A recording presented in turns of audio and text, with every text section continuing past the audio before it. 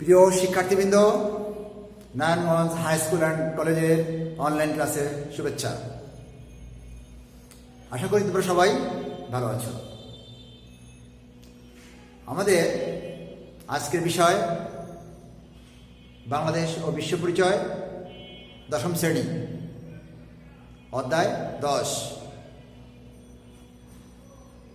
আমরা আজ এই অধ্যায়ে পৃথিবীর বিভিন্ন দেশের অর্থনৈতিক ব্যবস্থা সম্পর্কে আলোচনা করব। তোমরা জানো, পৃথিবীতে 4 ধরনের অর্থনৈতিক ব্যবস্থা চালু রয়েছে। এই 4 ধরনের ব্যবস্থাগুলো কি কি আমরা একটু জেনে নেই। 1 নম্বর, ধনতান্ত্রিক অর্থনৈতিক ব্যবস্থা।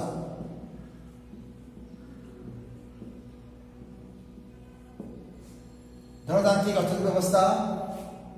2 নম্বর, সমাজতান্ত্রিক অর্থনৈতিক ব্যবস্থা। 3 নম্বর,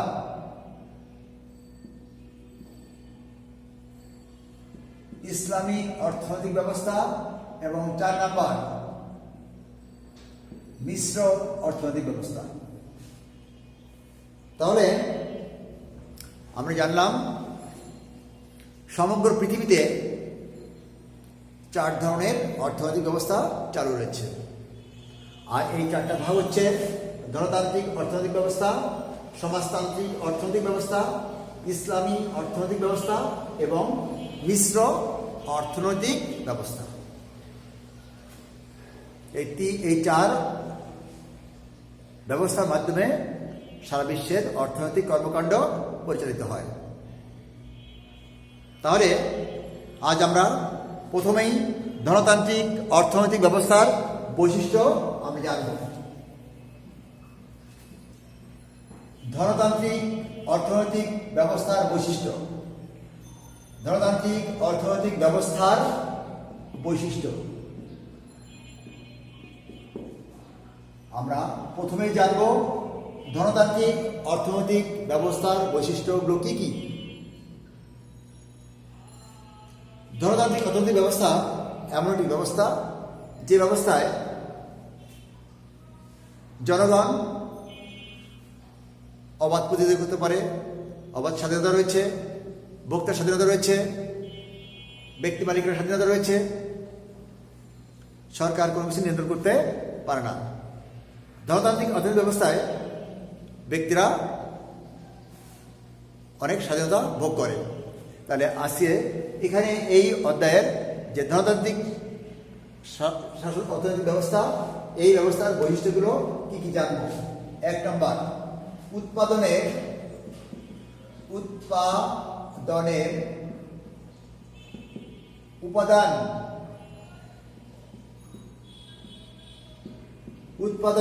উপাদান সমূহের মালিকানা।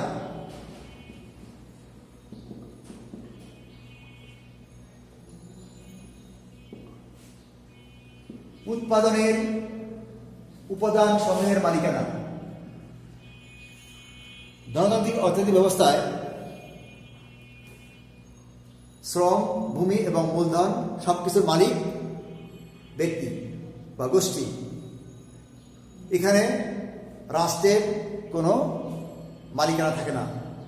ব্যক্তি সবকিছু দেখাশোনা করে, সবকিছু নিয়ন্ত্রণ করে ব্যক্তি, আর এর মালিক ব্যক্তি। 2 নম্বর, উদ্যোগ গ্রহণের স্বাধীনতা।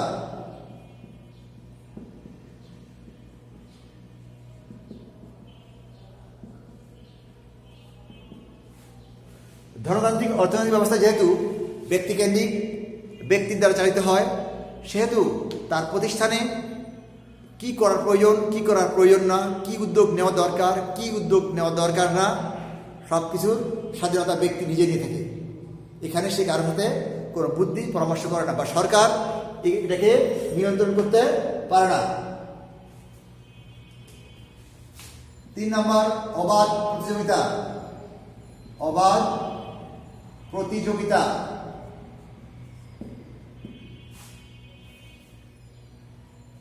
ধনতান্ত্রিক অর্থনৈতিক ব্যবস্থায় বিভিন্ন ব্যক্তির বিভিন্ন প্রতিষ্ঠান থাকে এবং বিভিন্ন প্রতিষ্ঠানে হয়তো একই রকমের মাল বা পণ্য উৎপন্ন হতে পারে। ফলে এখানে পণ্য ভালো উৎপন্ন হলে, মান ভালো হলে তার দাম ভালো হবে, ক্রেতা বেশি আসবে এবং মালিক বেশি লাভবান হবে। এক্ষেত্রে প্রত্যেক মালিক তার ভালো পণ্য উৎপাদন করার জন্য প্রতিযোগিতায় লিপ্ত হয়। আর এই ধনতান্ত্রিক অর্থনৈতিক ব্যবস্থায় অবাধ প্রতিযোগিতা একটা প্রধান বৈশিষ্ট্য। 4 নম্বর বৈশিষ্ট্য ভোক্তার স্বাধীনতা।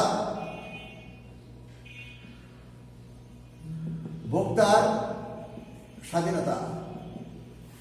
ধনতান্ত্রিক অর্থনৈতিক ব্যবস্থায় ভোক্তা মানে ক্রেতা যারা পণ্য ক্রয় করবে তারা তাদের ইচ্ছামতো পণ্য কিনতে পারবে। ভালো মন্দ বাছ বিচার করে তারা কম দাম বেশি দাম তার সাধ্য মতো তার ইচ্ছা মতো সে পণ্য কিনতে পারবে। এখানে কেউ তাকে বাধা দিতে পারবে না।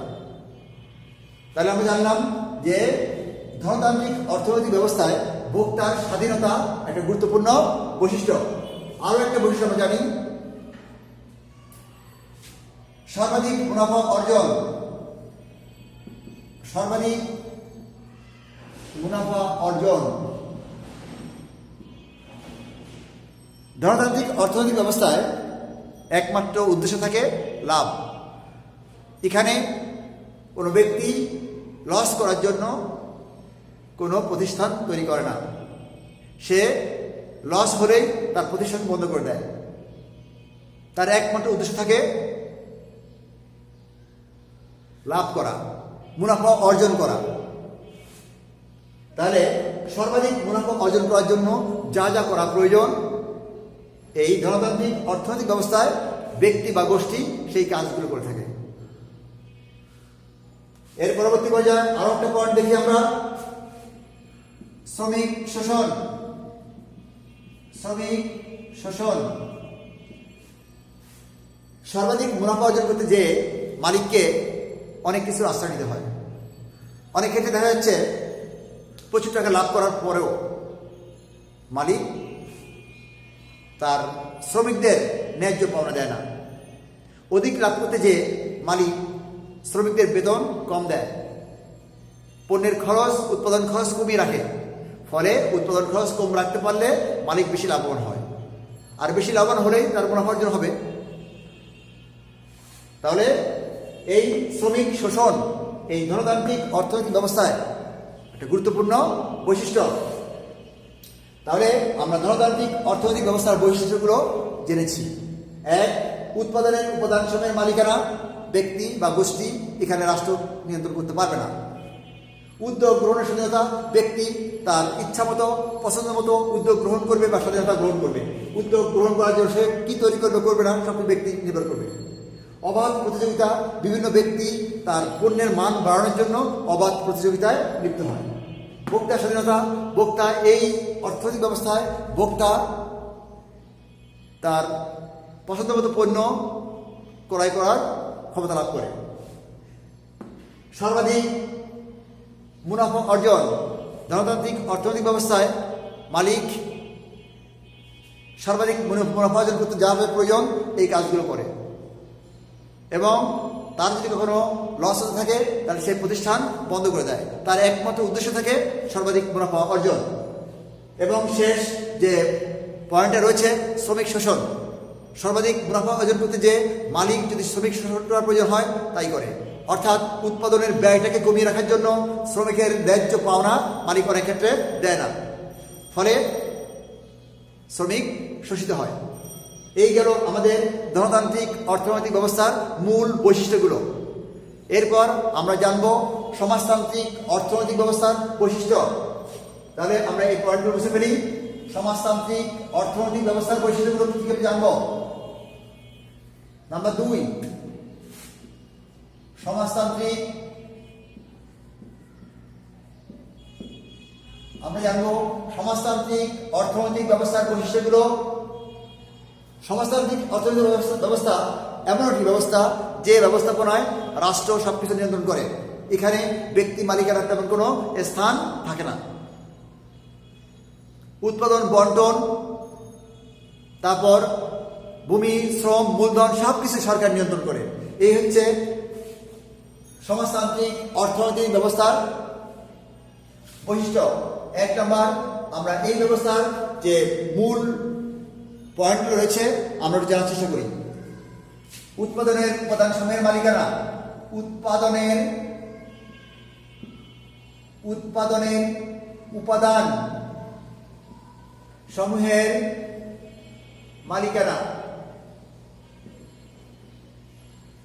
আমি একটু আগে বলেছি যে সমাজতান্ত্রিক অর্থনৈতিক ব্যবস্থায় সবকিছু মালিক সরকার। ভূমি, শ্রম, মূলধন যা কিছু আছে সবকিছুর মালিক সরকার। সরকার এইগুলো বা রাষ্ট্র এইগুলো কি করে? এইগুলো তার ইচ্ছা মতো বিনিয়োগ করে, উৎপাদন করে বা অন্য ক্ষেত্রে বিনিয়োগ করে। তাহলে এই সবকিছু মালিক সরকার। 2 নম্বর,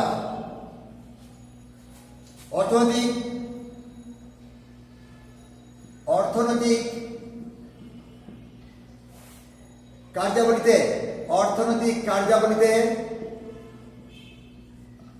সরকারি নির্দেশনা।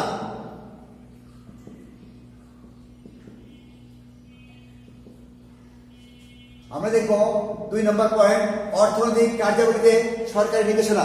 অর্থনৈতিক কাজ কিভাবে করা হবে সবকিছু দিক নির্দেশনা সরকার দিয়ে থাকে।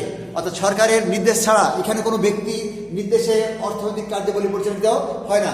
সবকিছুই সরকার তার নির্দেশ অনুযায়ী চালনা করে থাকে।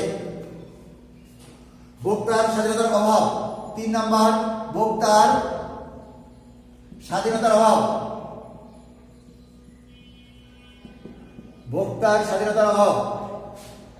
সমাজতান্ত্রিক অর্থনৈতিক ব্যবস্থায় ভোক্তা তার ইচ্ছামতো জিনিস ক্রয় করতে পারবে না। সরকারি নির্দেশ অনুযায়ী বাজারে যে ধরনের পণ্য আছে, যে ধরনের দাম বা যে ধরনের মূল্য নির্ধারণ করা আছে, এই দাম দিয়ে এই পণ্যই ভোক্তা ক্রয় করতে পারবে। তার ইচ্ছা মতো সে কোনো পণ্য ক্রয় করতে পারবে না। তাহলে এই ভোক্তার স্বাধীনতার অভাব আমরা এই সমাজতান্ত্রিক অর্থনৈতিক ব্যবস্থায় দেখতে পাই। 4 নম্বর, অর্থনৈতিক কার্যাবলীর উদ্দেশ্য।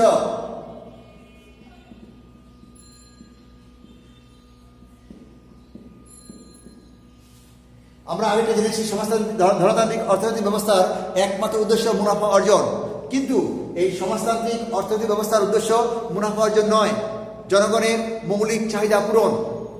অর্থাৎ জনগণ যাতে করে তার মৌলিক চাহিদা পূরণ করতে পারে এদিকে খেয়াল রেখে সরকার রাষ্ট্র এই অর্থনৈতিক ব্যবস্থা পরিচালনা করে থাকে। অর্থাৎ জনগণের মৌলিক অধিকার পূরণ করাই হলো এই সমাজতান্ত্রিক অর্থনৈতিক ব্যবস্থার উদ্দেশ্য। আমরা একটা উদ্দেশ্য দেখব আয় বন্টন। সমাজতান্ত্রিক অর্থনৈতিক ব্যবস্থার আরো একটা বৈশিষ্ট্য হচ্ছে আয় বন্টন। এই অর্থনৈতিক ব্যবস্থায় যে পরিমাণ আয় হবে এটা শ্রমিকের মধ্যে বন্টন করে দেওয়া হবে এবং প্রত্যেক শ্রমিককে তার যোগ্যতা অনুযায়ী কাজ পাবে। আমরা জেনেছি ধনতান্ত্রিক অর্থনৈতিক ব্যবস্থায় বেকার থাকে, জনগণ একটা অংশ বেকার থাকে, কিন্তু সমাজতান্ত্রিক অর্থনৈতিক ব্যবস্থায় কোনো বেকার থাকে না। প্রতি জনগণ তার যোগ্যতা অনুযায়ী কাজ পায়। আর এই কাজ অনুযায়ী তারা যে লভ্যাংশ পায়, এই লভ্যাংশটা শ্রমিকের মাঝে এটা সমভাবে বন্টন করে দেওয়া হয়। কিন্তু ধনতান্ত্রিক অবস্থায় অর্থব্যবস্থায় আয় বন্টন সমভাবে হয় না। তাহলে আমরা এই সমাজতান্ত্রিক অর্থনৈতিক ব্যবস্থার বৈশিষ্ট্যগুলো আমরা আর এক নজরে জেনে নিই। এই 8 নম্বর, উৎপাদনের উপাদান সমূহের মালিকানা ব্যক্তি নয়, রাষ্ট্রই সবকিছুর মালিক, রাষ্ট্র সবকিছু নিয়ন্ত্রণ করে থাকে। অর্থনৈতিক কার্যাবলীর সরকারি নির্দেশনা অনুযায়ী সমস্ত অর্থনৈতিক কার্যাবলী পরিচালিত হবে। এখানে ব্যক্তি মালিকানা বা ব্যক্তির ইচ্ছায় কোনো অর্থনৈতিক কার্যাবলী পরিচালিত হবে না। সরকার যেভাবে নির্দেশনা দিবে কত উৎপন্ন হবে, কত ব্যয় হবে, কত বিনিয়োগ করা হবে, সব কিছুর নির্দেশনা সরকার দিয়ে থাকবে। ভোক্তার স্বাধীনতার অভাব। সমাজতান্ত্রিক অর্থনৈতিক ব্যবস্থায় ভোক্তা স্বাধীনতা লাভ করতে পারে না। আমরা দেখেছি গণতান্ত্রিক অর্থনৈতিক ব্যবস্থায় ভোক্তা তার ইচ্ছা তো পণ্য ক্রয় করতে পারবে, সে তার ভালো মন্দ বিচার করতে পারবে, কিন্তু এই সমাজতান্ত্রিক অর্থনৈতিক ব্যবস্থায় ভোক্তা তার স্বাধীনতা পাবে না। অর্থাৎ সরকার যে পণ্য নির্ধারিত পণ্য দিয়েছে, এই পণ্য এই নির্দিষ্ট দামে তাকে ক্রয় করতে হবে, এখানে ভোক্তার কোনো স্বাধীনতা নেই। অর্থনৈতিক কার্যের উদ্দেশ্য। সমাজতান্ত্রিক অর্থনৈতিক ব্যবস্থার মেইন উদ্দেশ্য ব্যক্তির মৌলিক অধিকার পূরণ করা, এই অবস্থিত ব্যবস্থার প্রধান উদ্দেশ্য। আয় বন্টন। সমাজতান্ত্রিক অর্থনৈতিক ব্যবস্থায় আয়কে সমভাবে বন্টন করে দেওয়া হয়। এরপর আমরা আরো একটি অর্থনৈতিক ব্যবস্থার বৈশিষ্ট্য দেখব।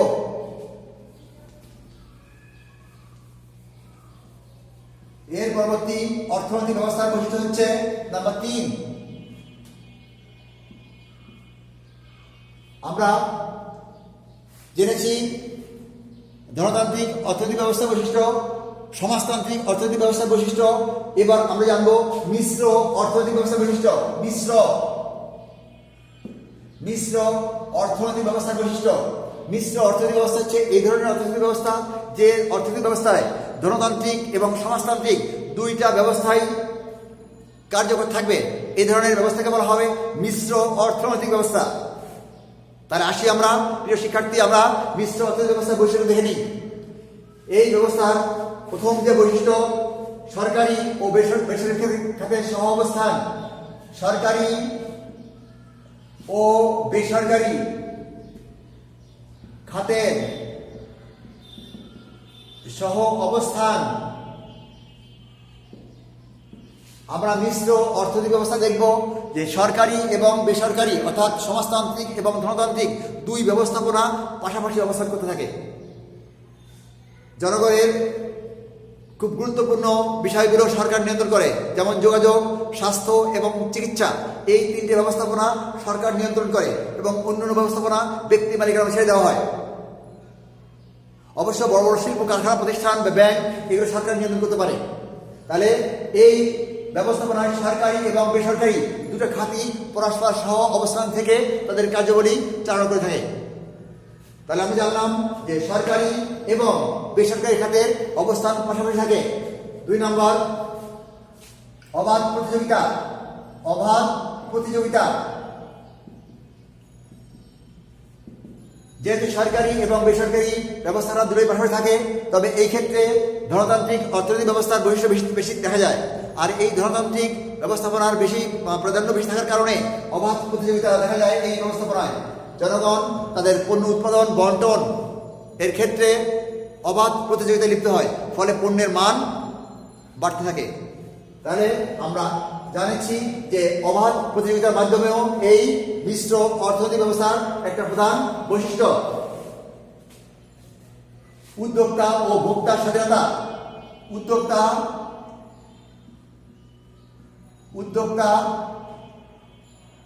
ও ভোক্তার স্বাধীনতা। ধনতান্ত্রিক অর্থনৈতিক ব্যবস্থায় উদ্যোক্তা তার উদ্যোগ গ্রহণ করতে পারবে, সে কিভাবে পণ্য উৎপাদন করবে, বাজারজাত করবে, কিভাবে শ্রমিক নিয়োগ করবে, কত মূলধন বিনিয়োগ করবে, সবকিছু সেই উদ্যোক্তা উদ্যোগ গ্রহণ করতে পারবে। আর ভোক্তা তার এই ব্যবস্থাপনায় ভোক্তা তার স্বাধীনতা অনুযায়ী স্বাধীনতার মাধ্যমে পণ্য ক্রয় বা নির্বাচন করতে পারবে। তাহলে এই ব্যবস্থাপনায় উদ্যোক্তা ও ভোক্তার স্বাধীনতা লক্ষ্য করা যায়।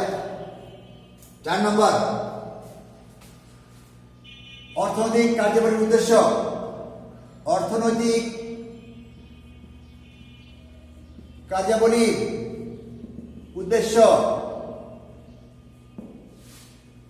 মিশ্র অর্থনৈতিক ব্যবস্থায় যেহেতু ধনতান্ত্রিক ব্যবস্থার প্রাধান্য বেশি থাকে, এই ক্ষেত্রে অর্থনৈতিক কার্যাবলী যাতে করে বেশি মুনাফা অর্জন করা যায় সেদিকে ধাবিত হয়। অন্যদিকে যেহেতু সরকারি কিছু ব্যবস্থাপনা রয়েছে, এই ব্যবস্থায় জনগণের মৌলিক চাহিদা যাতে পূরণ হয় সেদিকেও সরকার খেয়াল রাখে। তাহলে অর্থনৈতিক কার্যাবলীর মেইন উদ্দেশ্য দুটা, এক জনগণের মৌলিক অধিকার পূরণ করা, অন্যদিকে বেশি মুনাফা অর্জন। নাম্বার 5, আয় বন্টন, দেখো নাম্বার 5 হচ্ছে আয় বন্টন। আয় বন্টন, আয় বন্টন।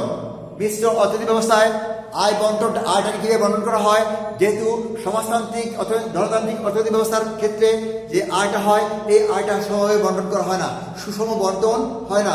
এবং অন্যদিকে যে খাতগুলো সরকারি খাতে রয়েছে, সরকারের হাতে রয়েছে, এই খাতের আয়গুলো সরকারিভাবে বন্টন হয়। তাহলে এই ব্যবস্থাপনায় আয়টা সমভাবে বন্টন কোনো ক্ষেত্রে হয় না, আবার কোনো কোনো ক্ষেত্রে আয়টাকে বন্টন করা হয়। তাহলে আমরা মিশ্র অর্থনৈতিক ব্যবস্থার বৈশিষ্ট্যগুলো জেনেছি। 1, সরকারি ও বেসরকারি খাতের সহ অবস্থান, দুটো খাতই পাশাপাশি অবস্থান করে। 2, অবাধ প্রতিযোগিতা, এখানে বিভিন্ন ব্যক্তি তার পণ্যের গুণগত মান বাড়ানোর জন্য অবাধ প্রতিযোগিতায় লিপ্ত হয়। উদ্যোক্তা ও ভোক্তা স্বাধীনতা, উদ্যোগ গ্রহণ করার ক্ষেত্রে ব্যক্তি সে স্বাধীনতা ভোগ করে, অন্যদিকে ভোক্তা তার পণ্য ইচ্ছানুযায়ী কিনতে সেও স্বাধীনতা ভোগ করে। অর্থনৈতিক কার্যাবলীর উদ্দেশ্য, এই ব্যবস্থাপনায় অর্থনৈতিক কার্যাবলীর উদ্দেশ্য দুটো থাকে। 1, মুনাফা অর্জন, এবং 2, জনগণের মৌলিক চাহিদা পূরণ। 3, আয় বন্টন, আয় যেটা বেসরকারি খাতে রয়েছে, এই খাতের আয়টা সুষম বন্টন হয় না, অন্যদিকে যে খাতটা সরকারি খাতে রয়েছে সেই ক্ষেত্রের আয়টা অনেকটা সুষম বন্টন হয়। তাহলে আমরা আজকে 3টে ব্যবস্থা জানলাম। 1, জেনেছি সমাজতান্ত্রিক অর্থনৈতিক ব্যবস্থার বৈশিষ্ট্য। 2, জেনেছি আমরা গণতান্ত্রিক অর্থনৈতিক ব্যবস্থা বৈশিষ্ট্য, সমাজতান্ত্রিক ব্যবস্থা বৈশিষ্ট্য। 3, জেনেছি মিশ্র অর্থনৈতিক ব্যবস্থা বৈশিষ্ট্য। আজ আরো একটা অর্থনৈতিক ব্যবস্থা বৈশিষ্ট্য আমরা জানবো। ওই ব্যবস্থা হচ্ছে ইসলামী অর্থনৈতিক ব্যবস্থা বৈশিষ্ট্য। আমরা আরো একটা বৈশিষ্ট্য জানবো, নাম্বার 4, ইসলামী অর্থনৈতিক ব্যবস্থা বৈশিষ্ট্য। ইসলামী অর্থনীতি হচ্ছে, আমরা জানি, যে ব্যবস্থাপনা কুরআন হাদিসের নির্দেশ মোতাবেক প্রচলিত হয় তাকে বলা হয় ইসলামী অর্থনৈতিক ব্যবস্থা।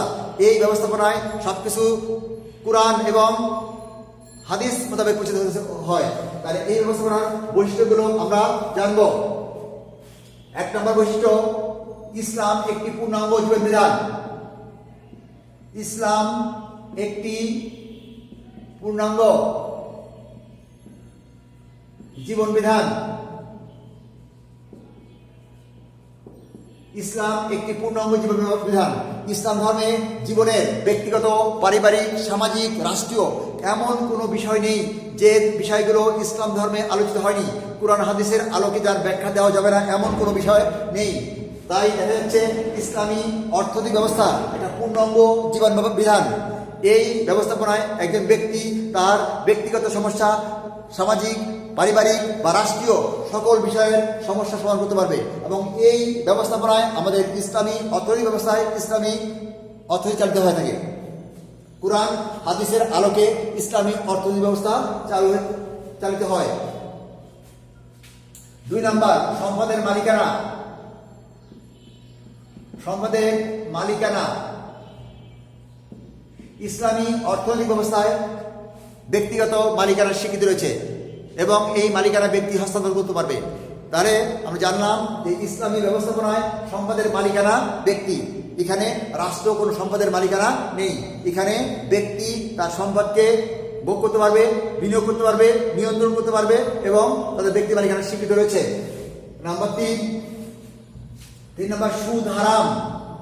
সুদ হারাম, ইসলামী অর্থনৈতিক ব্যবস্থায় সুদকে হারাম করা হয়েছে, অর্থাৎ সুদ গ্রহণ বা সুদ দেওয়া হারাম করা হয়েছে।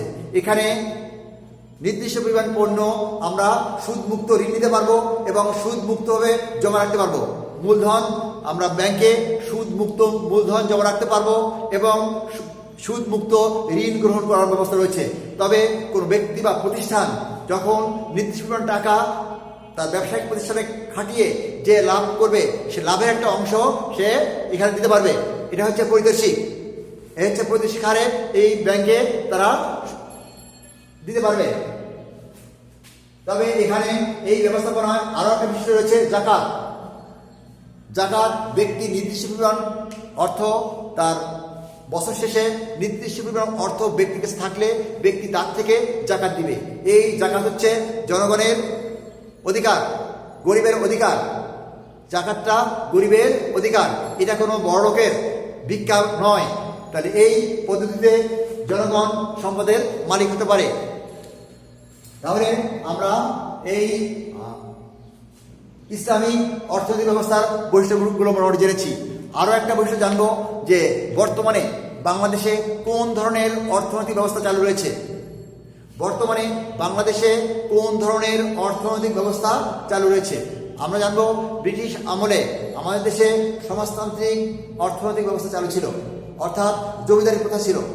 ব্রিটিশ আমলের পরবর্তী পর্যায়ে পাকিস্তানের আমলের প্রথম দিকে আমাদের দেশে সমাজতান্ত্রিক অর্থনৈতিক ব্যবস্থা চালু ছিল। পাকিস্তান আমলের পরবর্তী পর্যায়ে শেষের দিকে এসে ধনতান্ত্রিক অর্থনৈতিক ব্যবস্থার প্রসার লাভ করতে থাকে। কিন্তু স্বাধীনতার পরে 1971 সালের পরে আমাদের দেশে 71 সালের পরে আমাদের দেশে দেশ স্বাধীনের পরে সমাজতান্ত্রিক অর্থনৈতিক ব্যবস্থা দিকে ঝুঁকে পড়ে। ফলে দেশের অনেক রাষ্ট্রায়ত্ত শিল্প, ব্যাংক অনেকগুলোই সরকারিকরণ করা হয়। কিন্তু পরবর্তী পর্যায়ে আস্তে আস্তে এখান থেকে বেরিয়ে এসে সমাজতান্ত্রিক থেকে বেরিয়ে এসে ধনতান্ত্রিক অর্থনৈতিক ব্যবস্থার দিকে ঝুঁকে পড়ে।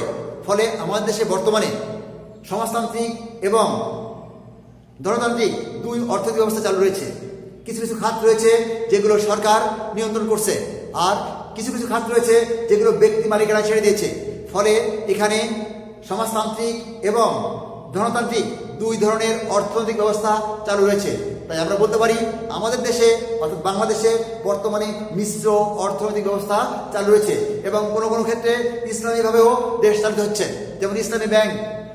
তা যা হোক, আমাদের ক্লাস আর আজ বেশি এগোবো না। আশা করি তোমরা এই অধ্যায়ের যে অর্থনৈতিক ব্যবস্থাপনা রয়েছে, এই 4টি অর্থনৈতিক ব্যবস্থার বৈশিষ্ট্য তোমরা জানতে পারবে বা জেনেছো। তাহলে এই বৈশিষ্ট্যগুলো কি কি? এক, ধনতান্ত্রিক, সমাজতান্ত্রিক, মিশ্র এবং ইসলামী। ধনতান্ত্রিক ব্যবস্থার বৈশিষ্ট্য, সমাজতান্ত্রিক ব্যবস্থার বৈশিষ্ট্য, মিশ্র অর্থনৈতিক ব্যবস্থার বৈশিষ্ট্য এবং ইসলামী অর্থনৈতিক ব্যবস্থার বৈশিষ্ট্য। আর বর্তমানে আমাদের দেশে কোন ধরনের অর্থনৈতিক ব্যবস্থা চালু রয়েছে এটা আমরা জেনেছি। তো যা হোক, পরবর্তী ক্লাসে অন্য ভিডিও নিয়ে অন্য ক্লাসে আমরা আবারও আলোচনা করব। সেই পর্যন্ত সবাই সুস্থ থাকো, ভালো থাকো। আল্লাহ হাফেজ।